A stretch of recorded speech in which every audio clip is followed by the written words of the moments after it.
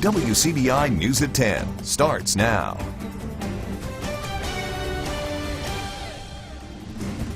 New developments tonight in a Columbus homicide. Thanks for joining us. I'm Scott Martin.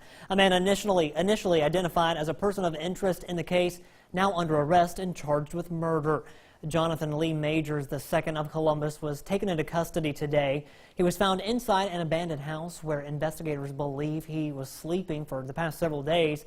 CPD, Lowndes County deputies, Narcotics Task Force agents, and the U.S. Marshals made the arrest. Majors is being held in the Lowndes County Jail. His bond has not been set.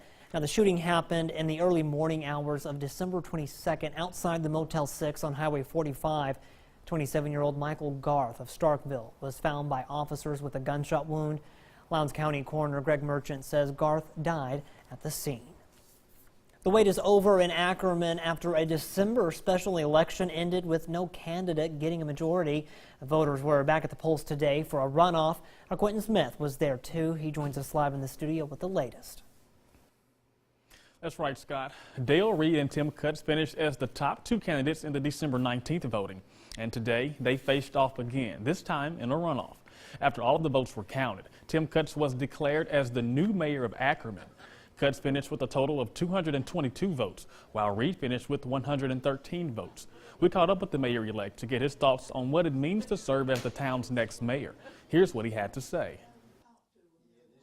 The town has such a love for all the people that are here. And then we have a good school system, and we have proven records of people who have become successful. And that's just a normal thing. I want to say thank you to the people of Ackerman for giving me the opportunity to be their mayor. And I'm just excited to hit the ground running. Now, Cutts will replace the late Dick Kane. He passed away last November. Scott? Voters in Aberdeen's Ward 4 went back to the polls today to decide who will represent them on the city's Board of Aldermen. The seat became vacant with the death of Brunson Odom back in October. Carolyn Odom and Dean Irvin led the initial voting, and it ended up in a runoff. It looks like Carolyn Odom, the late Brunson Odom's wife, will fill the remainder of the term on the board.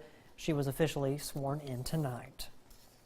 Governor Phil Bryant gave his to-do list to lawmakers as he delivered his annual State of the State address tonight. In years past, the governor has utilized the State of the State as the chance to announce new policy initiatives. Tonight, there were no big surprises, but as Courtney Ann Jackson explains, he touched on several topics. Governor Bryant used this opportunity to build on existing policies he's pushed for in the past. This session, I will have some other recommendations to reduce more government regulations and unleash the independent spirit that will make Mississippi the most job-friendly state in America. Bryant called for an update to the education funding formula and an expansion of school choice. I continue to believe that parents should have the freedom to use their tax dollars to send their child to the school of their choice, not one decided by the government. But it was this comment that generated applause from both sides of the aisle. By the way, most of us want more than just an adequate education system in Mississippi. We want a great one. As for public safety, Bryant called for a continued fight in the opioid epidemic and made this financial request of lawmakers. I'll ask you for another trooper school this year in order to meet the enforcement needs and save lives on our highways.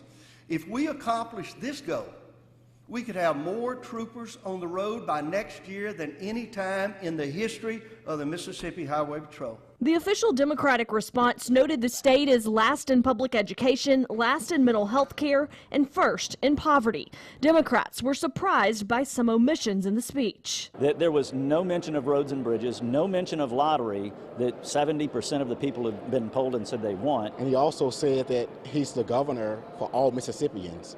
Well, I would only hope this legislative session we can see some policies that will reflect that. Other topics the governor spent time on were workforce development and a push for a more efficient Medicaid system. One issue the governor didn't touch on was the state's flag, but it's the front and center in Tupelo. The All-America City flag replaced the Mississippi state flag today after Mayor Jason Shelton issued an executive order. 2 years ago, the City Council ordered the Mississippi flag to fly on any municipal property with more than one flagpole. Mayor Shelton says that order is not binding on a new term, and he issued his executive order. Reaction was intense from those on both sides of the issue. If we are the all-American city, we have no business flying that flag, which represent to me and many others, and not only blacks, some whites feel that it represents racism. To me, I mean, when you look at that flag, to me it's honor and integrity and pride, something you're proud of, because you know we all live here. We're proud of where we live. We're proud of the people that have fought for us to have the freedoms we have to live here and to live the way we live. The Confederates United Patriot Society will hold a rally Saturday at noon at the Tupelo Police Department supporting the current state flag. The mayor's executive order only affects the flags at the Tupelo Police Department. Time now to get a first look at our forecast with Chief Meteorologist Keith Gibson. Keith, getting a little foggy out there tonight. Indeed, Scott, we do have some areas of fog. Temperatures right now, at least at the Air Force Base in Columbus, down to 44. One of the cooler spots, some spots still in the low 50s out there, but where we have cooled down to that dew point, the air has saturated itself. We have some of that fog. A dense fog advisory for all of Mississippi, most of West Alabama, essentially our entire viewing area. Pockets of locally dense fog across the Twin States right now, so be aware of that tonight. Now, tomorrow, more cloud cover, but we should be back into the low to possibly mid-60s. Full forecast in just a few minutes. 2017 was a busy year for meteorologists across the country, but especially here in the Magnolia State. According to the National Weather Service, last year went down as the 4th most active year for tornadoes in Mississippi since 1950. In all, 69 tornadoes appeared across the state, causing 59 injuries and 5 deaths. Remembering back to April of last year, Kilmichael and the surrounding area experienced an outbreak of 29 tornadoes. While though this year saw its fair share of twisters, 2008 still holds the lead pack with a total of 109. A fire that did heavy damage to a portion of American Furniture's facility last week is slowing things down a little. But after missing only 2 days of work, crew members clocked in this morning and got back to business. Parker King spent the day on the line and found out what keeps this plant going. It's not completely business as usual, but American Furniture is back at work doing what they do best. I think that tells you a lot about their loyalty, that they're here. The fire burned down a third of the facility, closing the entire plant for 2 days. But here at the recliner factory, it's just another day at the office. Management says this positive work attitude comes from having good relationships with workers. There's a great relationship out here on the floor. Everyone respects one another, and I think that's a great thing to have. I love my bosses. I mean, we play jokes on one another all the time, but you know, they are my boss. At the end of the day, you know, if I'm out of line, they tell me. Just like management, workers are happy to clock back in with their co-workers. It feels good, you know, seeing my friends and everything back again, having, first of all, having my job back, you know, feels good. This kind of environment is what makes American Furniture employees passionate about their job, no matter what kind of disaster hits. This place is a great place to work. Their supervisors are well respected, and our management is the best around, so we're very thankful for that. Everybody helps everybody out, you know. I see them every day. It's just a great atmosphere to be at. The rebuilding process may be a long one, but employees are pressing on as if nothing happened. Just a bump in the road.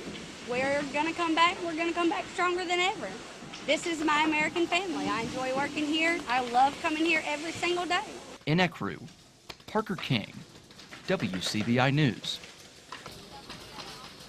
Management is looking to reopen the other plants in the facility as soon as possible. Extensive cloud cover today, but we had those clouds sitting out just at the right time this evening in a few spots. Look at this, a little bit of color showing up at sunset, but more clouds tomorrow, more 60s though. Full forecast.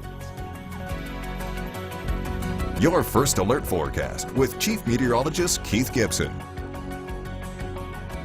It's great to see you on this Tuesday evening, 10:12. A live look in Tupelo. A little bit of haze, a little bit of fog out there on the horizon. Our Alpha Insurance camera network over here at Durham's Pharmacy in West Alabama. We had some clearing briefly, some of those low clouds and that fog trying to fill back in here. And in Columbus downtown outside WCBI, you can see a fairly quiet evening. Officially a dense fog advisory for 99.9% of our coverage area, the exception Marion County, Alabama, but this does include all of Mississippi, most of West Alabama. We have areas around the region here with visibility to 0, some spots a little bit above that. So if you get out in some of those dark rural spots especially, you may run into some very dense fog. So slow down, low beams tonight, that's what you need. 40s and 50s across our region, and it looks like we're going to be down into the 40s tonight. No rain expected here. I don't know why that's showing up there, but areas of fog certainly possible here as we go throughout the evening hours. Again, about where we are right now, maybe another degree or two. 50s in the morning, back into the low to mid 60s. A lot of cloud cover on Wednesday. Winds from the southeast a little bit more noticeable. 5 to 15 miles per hour, but tomorrow will be the warmest year of 2018 thus far, and then we'll do that again on Thursday with temperatures flirting with 70. Now look at this area of low pressure swirling around Southern California.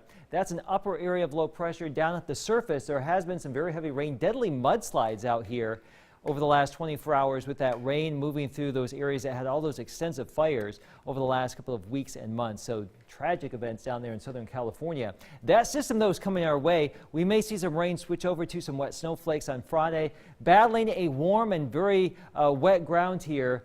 So we'll see what wins out Friday if we can switch over some of that rain to snow. It's only Tuesday here. We have a couple of days to watch this, but right now nothing to go into full-fledged panic mode at this point. More low clouds for tomorrow, all of that gray. Same story on Thursday too, but the rain chances go up Thursday. We're going to go with a 40% chance of rain on Thursday. Here comes that system, and then on the back side of it, rain initially, and then if we can cool things down enough during the day Friday, we will cool down, but the question is, will that moisture linger around as we are cooling down? We may see some of that rain switch over to snow, so we'll just see how it all plays out. If you're traveling around the region tomorrow, we're looking at highs mainly in the 60s, flirting with 70 down there in New Orleans. But Friday, falling into the 30s after a high of 68 on Thursday. Crazy stuff here.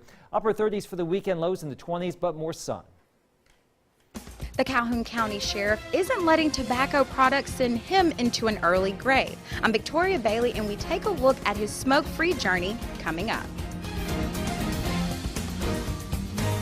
Quitting smoking is a popular New Year's resolution, but it can be a tough one to keep. The Center for Disease Control reports that 1,300 people a day, or 480,000 people a year, die from smoking cigarettes.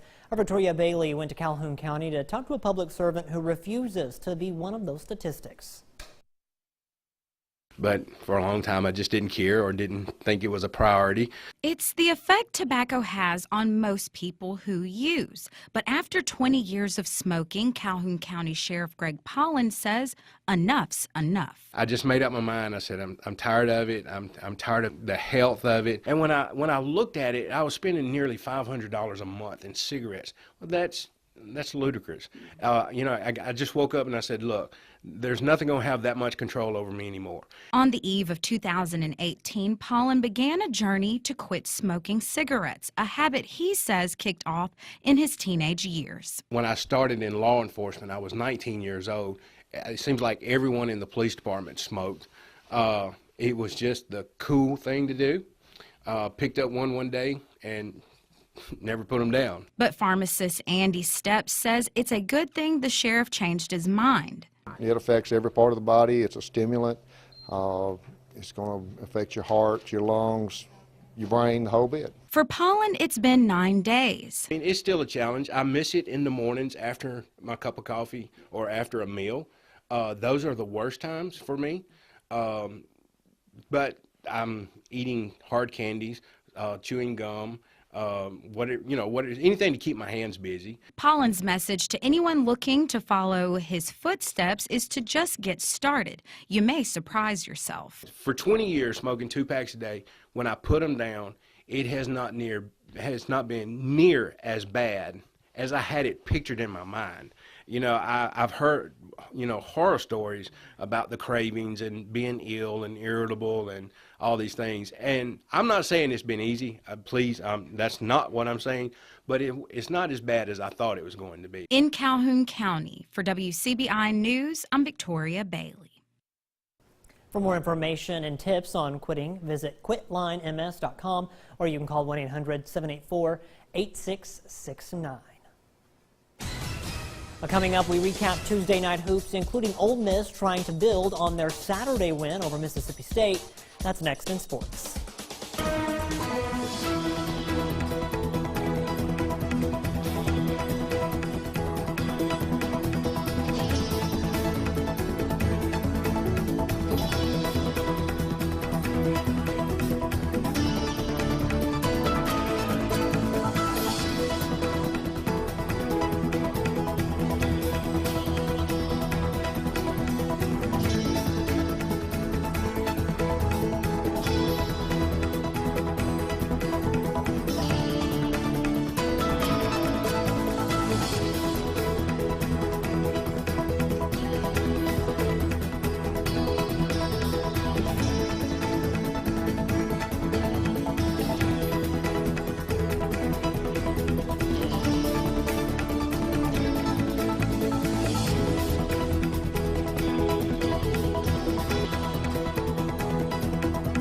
WCBI Sports with Robbie Donahoe.